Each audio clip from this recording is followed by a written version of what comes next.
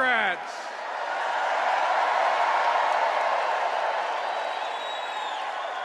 And my favorite Democrat, Jilly, I want you to know that Bo and Hunt and Ashton and I, we're so incredibly proud of you, kid. You know, we admire the way when every single solitary young person, and they're not all young, walk into your classroom. You not only teach them, you give them confidence. You give me confidence. And the passion she brings to trying to ease the burden on the families of our warriors. Jilly, they know you understand them, and that makes a gigantic difference. And folks, I tell you what, it was worth the trip to hear my wife say what I've never heard her say before. She's always loved me. If that's the case, why in the heck did it take 5 times of asking you? And that's true, 5 times. I don't know what it would have done, kiddo, had you on that 5th time said no. I love you. You're the love of my life and the life of my love.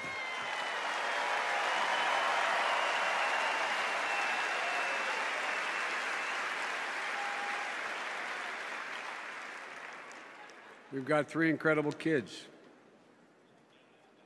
And Bo, I want to thank you for putting my name in nomination to be Vice President of the United States. I accept. I accept. With great honor and pleasure, I accept. Thank you. Thank you, my fellow Democrats. And I say to my fellow Americans,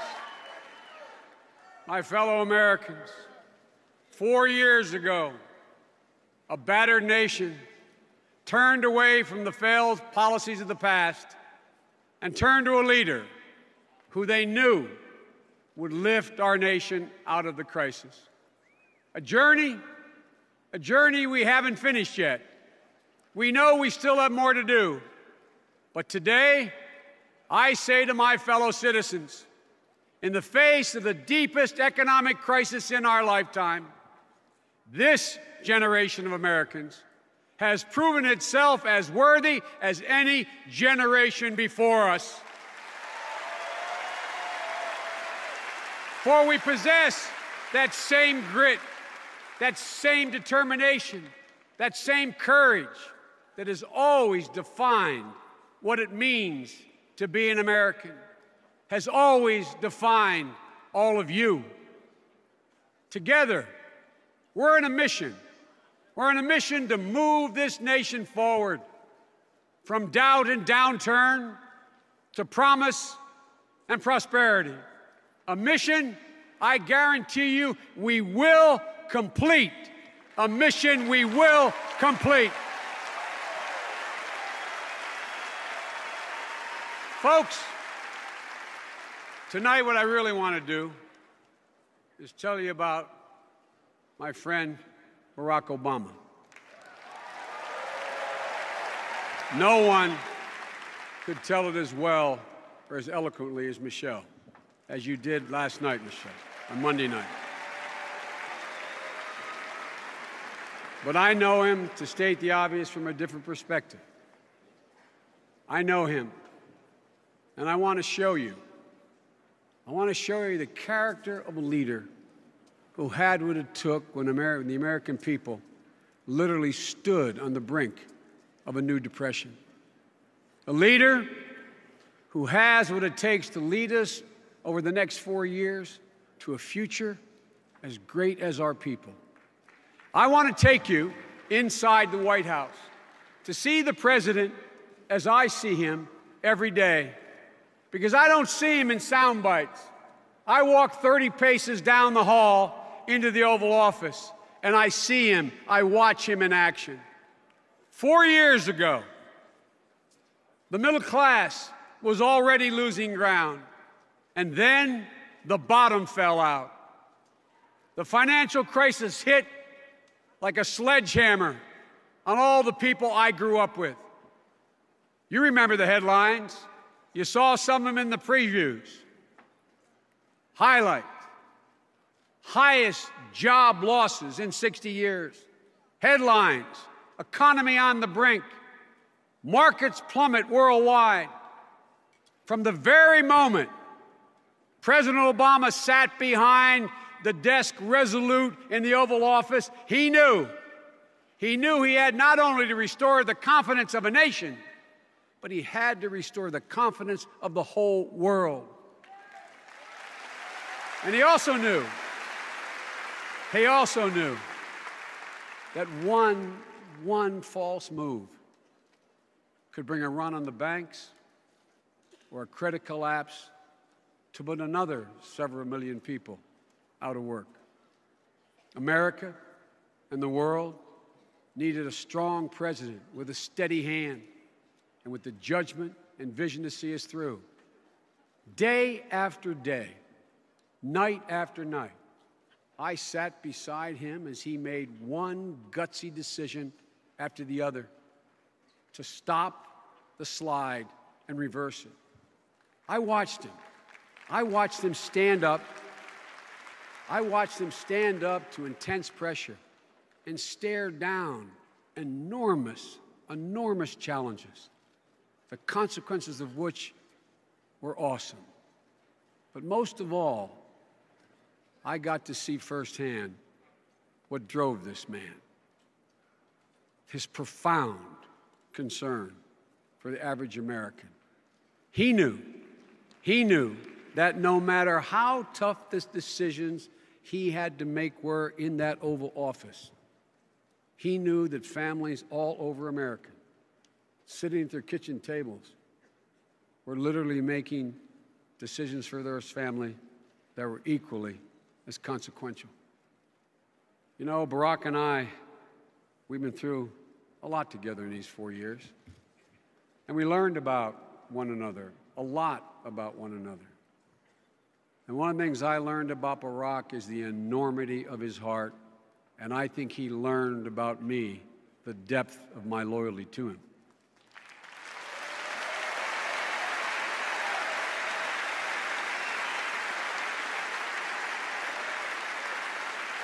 And there's another thing that has bound us together these past 4 years.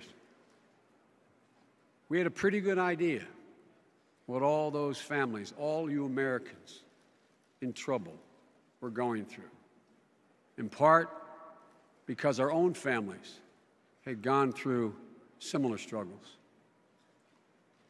Barack, as a young man, had to sit at the end of his mother's hospital bed and watch her fight with her insurance company at the very same time she was fighting for her life.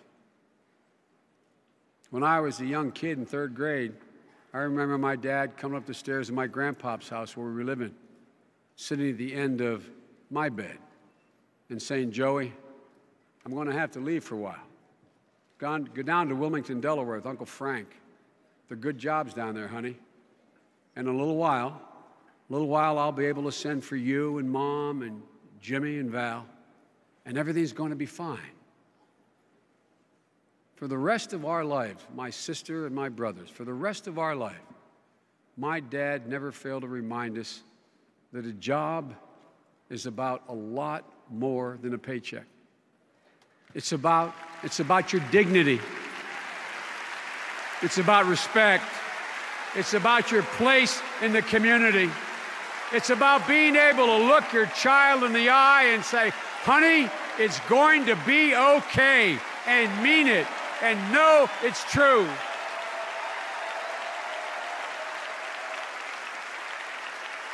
When Barack and I were growing up, there was an implicit understanding in America that if you took responsibility, you'd get a fair shot at a better life. And the values behind that bargain were the values that shaped both of us and many, many of you. And today, those same values are Barack's guiding star. Folks, I've watched him. He has never wavered. He never backs down. He always steps up, and he always asks in every one of those critical meetings the same fundamental question: how is this going to affect the average American? How is this going to affect people's lives? That's what's inside this man. That's what makes him tick. That's who he is.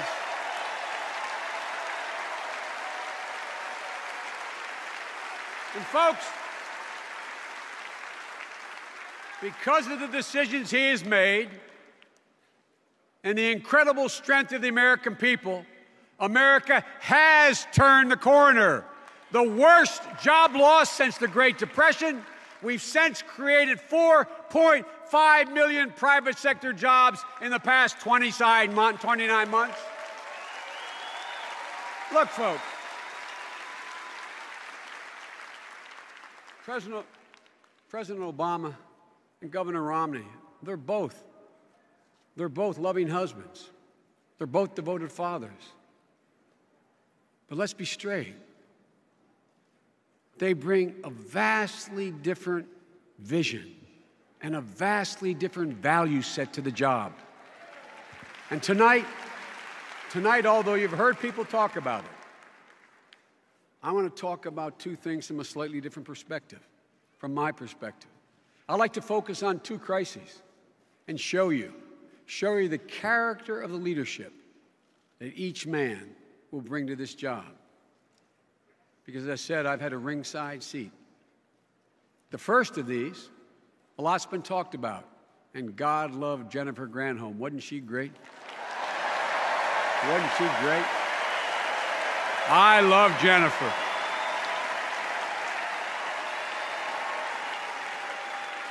But the first story I want to talk to you about is the rescue of the automobile industry. And let me tell you from this man's ringside seat, let me tell you about how Barack Obama saved more than 1 million American jobs. In the first days, literally the first days that we took office, General Motors and Chrysler were literally on the verge of liquidation. If the president didn't act, if he didn't act immediately, there wouldn't be any industry left to save. So we sat hour after hour in the Oval Office. Michelle remembers how what he must have thought when he came back upstairs. We sat hour after hour. We listened to senators, congressmen, outside advisors, even some of our own advisors. We listened to them to say some of the following things. They said, well, we shouldn't step up. The risks were too high. The outcome was too uncertain. And the president, he patiently sat there and he listened. But he didn't see it the way they did. He understood something they didn't get, and one of the reasons I love him. He understood that this wasn't just about cars. It was about the people who built and made those cars, and about the America those people built. In those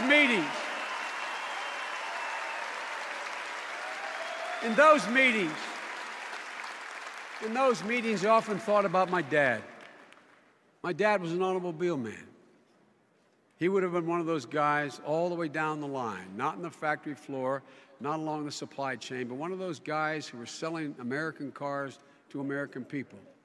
I thought about what this crisis would have meant for the mechanics and the secretaries and the salespeople who my dad managed for over 35 years. And I know for certain that my dad, were he here today, he'd be fighting like heck for the president, because the president fought to save the jobs of those people my dad cared so much about. Ladies and gentlemen, my dad respected Barack Obama, would have respected Barack Obama had he been around, for having had the guts to stand up for the automobile industry when so many others just were prepared to walk away. You know, when I look back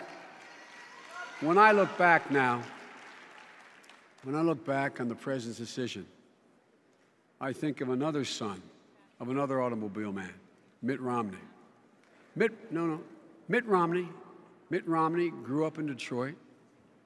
My dad managed, his dad ran an entire automobile company, American Motors. Yes, what I don't understand is in spite of that, he was willing to let Detroit go bankrupt. Look, I don't think he's a bad guy. No, I don't think he's a bad guy. I'm sure he grew up loving cars as much as I did. But what I don't understand, what I don't think he understood, that saving the automobile worker, saving the industry, what it meant to all of America, not just auto workers. I think he saw it the Bain way. Now, I mean this sincerely. I think he saw it in terms of balance sheets and write-offs. Folks, the Bain way may bring your firm the highest profits, but it's not the way to lead our country from the highest office.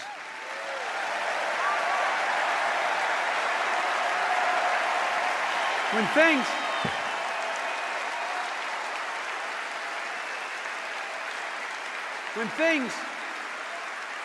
things hung in the balance, I mean literally hung in the balance, the president understood this was about a lot more than the automobile industry. This was about restoring America's pride. He understood in his gut what it would mean to leave 1 million people without hope or work if he didn't act. And he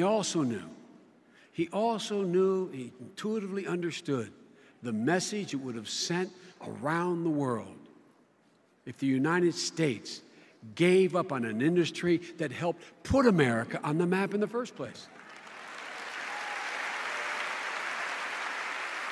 Conviction, resolve, Barack Obama. That's what saved the automobile industry. Conviction, resolve, Barack Obama. Look, you heard my friend John Kerry. This president has shown the same resolve, the same steady hand in his role as commander-in-chief.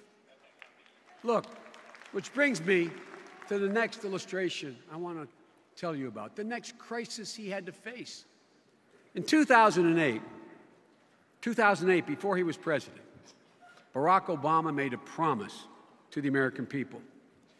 He said, if we have bin Laden in our sights, we will take him out. He went on to say,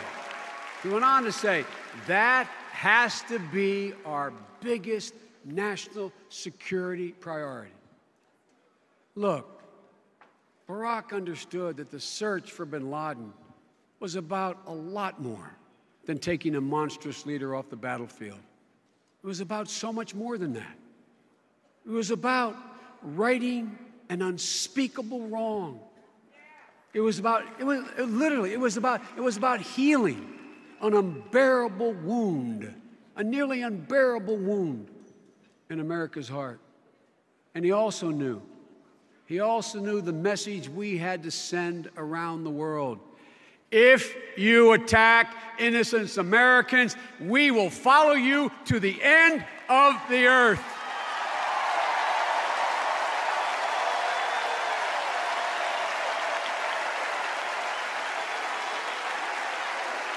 Look,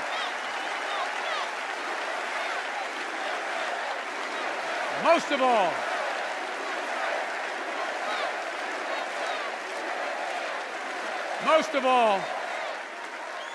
of all, President Obama had an unyielding faith in the capacity and the capability of our special forces. Literally the finest warriors in the history of the world. the finest warriors in the history of the world. So we sat.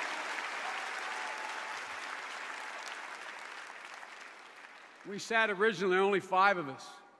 We sat in the situation we were beginning in the fall of the year before. We listened, we talked, we heard, and he listened to the risks and reservations about the raid. He asked again the tough questions. He listened to the doubts that were expressed. But when Admiral McRaven looked him in the eye and said, "Sir, we can get this job done," I sit next to him. I looked at your husband, and I knew at that moment he had made his decision. And his response was decisive. He said, "Do it," and justice was done.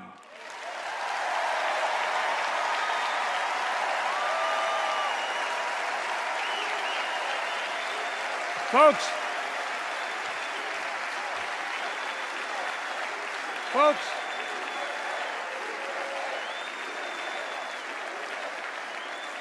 Governor Romney didn't see things that way.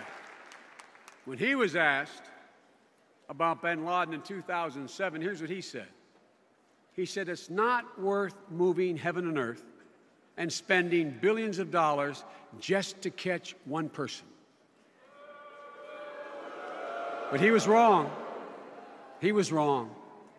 Because if you understood that America's heart had to be healed, you would have done exactly what the president did, and you would move heaven and earth to hunt him down and to bring him to justice. Look, 4 years ago, 4 years ago, the only thing missing at this convention this year is my mom. 4 years ago, my mom was still with us, sitting up in the stadium in Denver. I quoted her, one of her favorite expressions. She used to say to all her children, she said, "Joey, bravery resides in every heart, and the time will come when it must be summoned." Ladies and gentlemen, I'm here to tell you what I think you already know, but I watch it up close. Bravery resides in the heart of Barack Obama, and time again, I witnessed him summon it. This man has courage in his soul, compassion in his heart, and a spine of steel. And because of all the actions he took, because of the calls he made, because of the determination of American workers and the unparalleled bravery of our special forces, we can now proudly say what you've heard me say the last 6 months. Osama bin Laden is dead and General Motors is alive.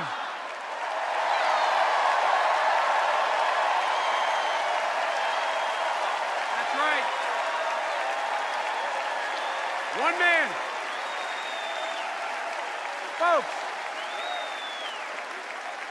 we know we have more work to do. We know we're not there yet. But not a day has gone by in the last 4 years when I haven't been grateful as an American that Barack Obama is our president, because he always has the courage to make the tough decision.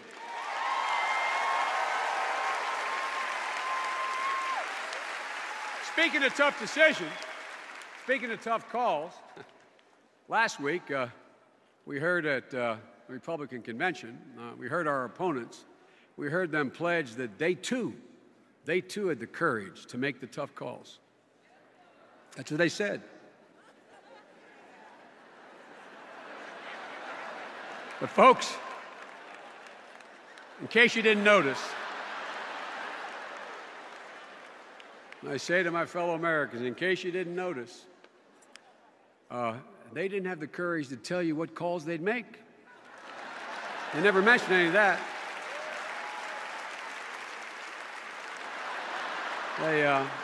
Mrs. Robinson, you watched from home, I guess, from the White House.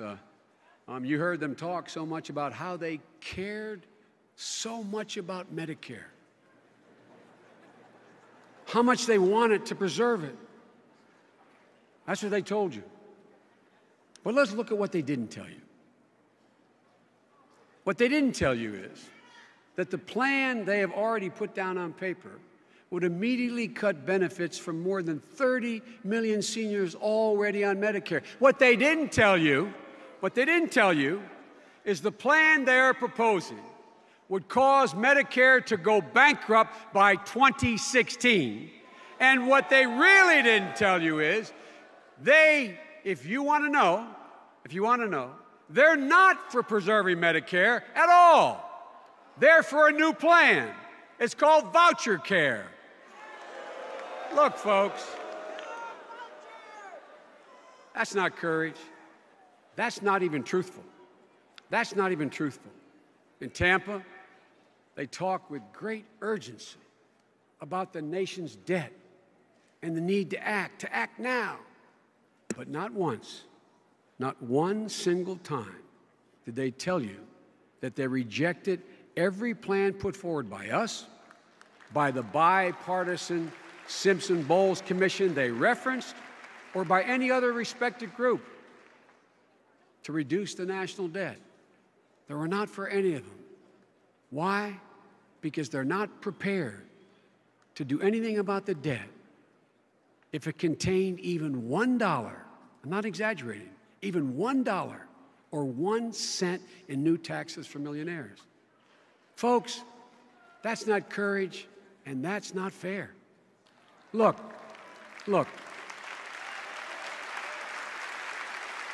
In a sense,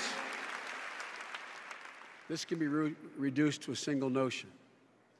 The two men seeking to lead this country over the next 4 years, as I said at the outset, have fundamentally different visions and completely different value set.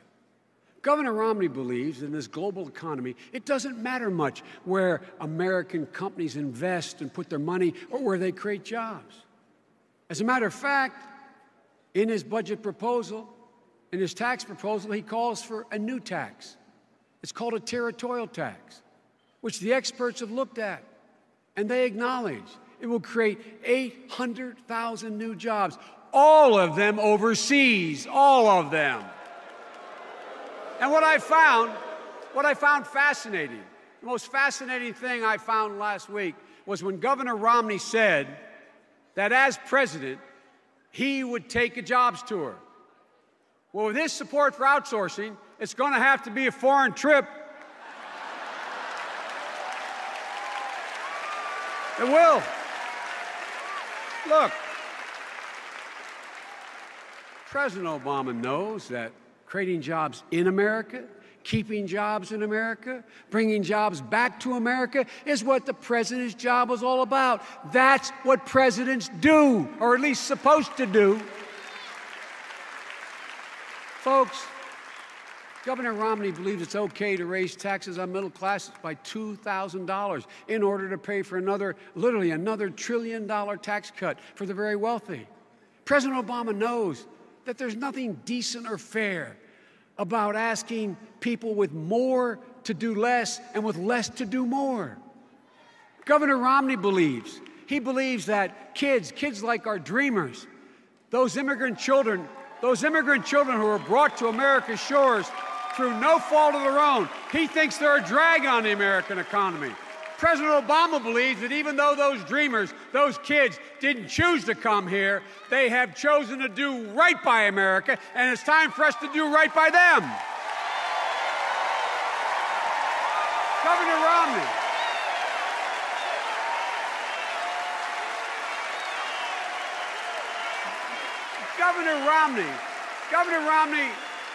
Governor Romney looks at the notion of equal pay in terms of a company's bottom line. President Obama, he knows that making sure our daughters get the same pay for the same jobs as our son is every father's bottom line.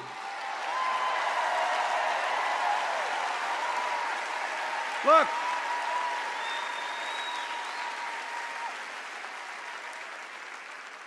I kind of expected all that from them, but one thing truly perplexed me at their convention. the thing that perplexed me most was this idea they kept talking about the culture of dependency. They seem to think you create a culture of dependency when you provide a bright, young, qualified kid from a working-class family a loan to get to college, or when you provide a job training program in a new industry for a dad who lost his job because it was outsourced. Folks, that's not how we look at it. That's not how America's ever looked at it. What he doesn't understand is all these men and women are looking for is a chance. Just a chance to acquire the skills to be able to provide for their families so they can once again hold their heads high and lead independent lives with dignity. That's all they're looking for. Look.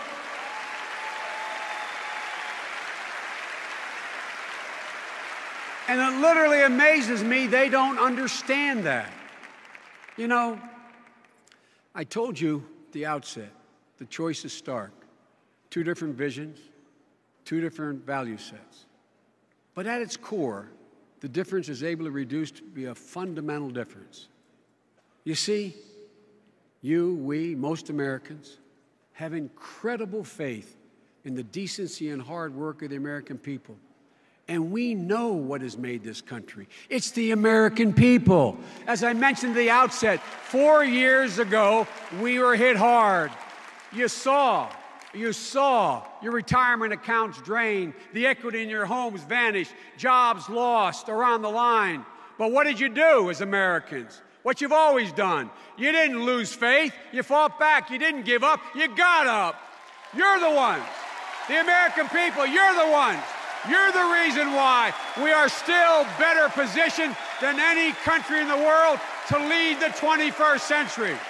You never quit on America, and you deserve a president who will never quit on you.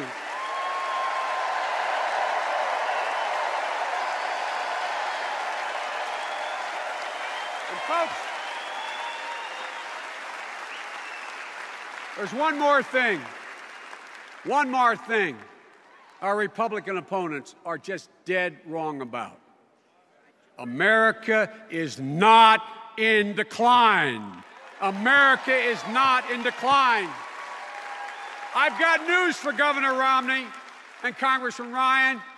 Gentlemen, never, ever, it never makes sense. It's never been a good bet to bet against the American people. Never. My fellow Americans, America is coming back, and we're not going back. And we have no intention of downsizing the American dream.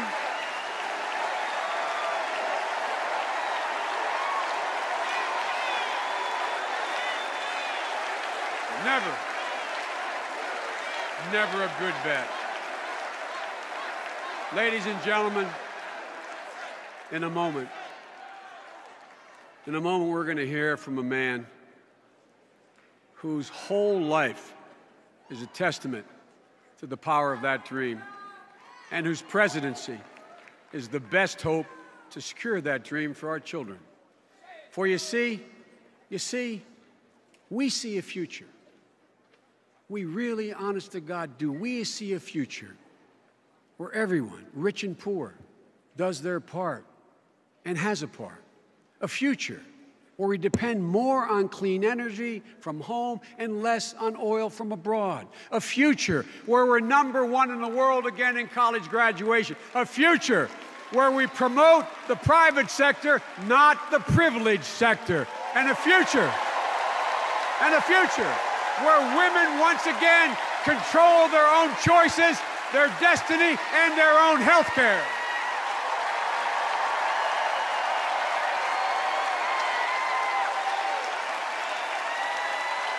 And ladies and gentlemen, Barack and I see a future. It's in our DNA where no one is forced to live in the shadows of intolerance.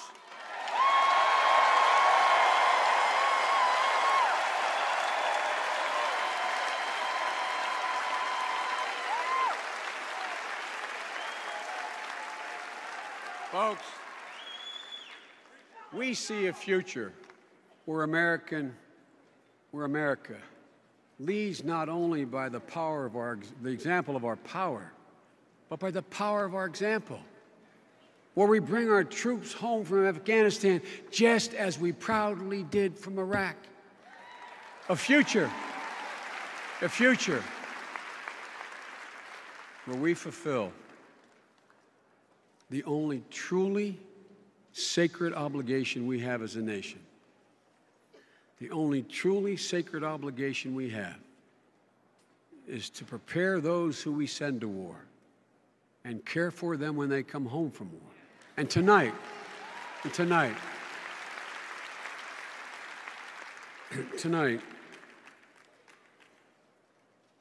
I want to acknowledge,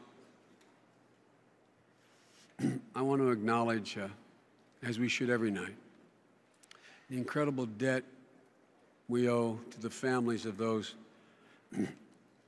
6,473 fallen angels, and those 49,746 wounded, thousands critically, thousands who will need our help for the rest of their lives. Folks, we must never, ever forget their sacrifice and always keep them in our care and in our prayers. My fellow Americans, we now find ourselves at the hinge of history. And the direction we turn is not figuratively, is literally in your hands.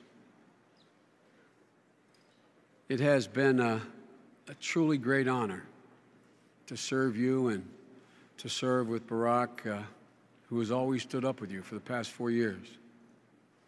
I've seen him tested. I know his strength, his command, his faith. And I also know the incredible confidence he has in all of you. I know this man. Yes, the work of recovery is not yet complete, but we are on our way. The journey of hope is not yet finished, but we are on our way. And the cause of change is not fully accomplished, but we are on our way. So I say to you tonight, with absolute confidence, America's best days are ahead, and yes, we are on our way. And in light of that horizon, for the values that define us, for the ideals that inspire us, there is only one choice. That choice is to move forward, boldly forward, and finish the job and re-elect President Barack Obama. God bless you all, and may God protect our troops. God bless you. Thank you.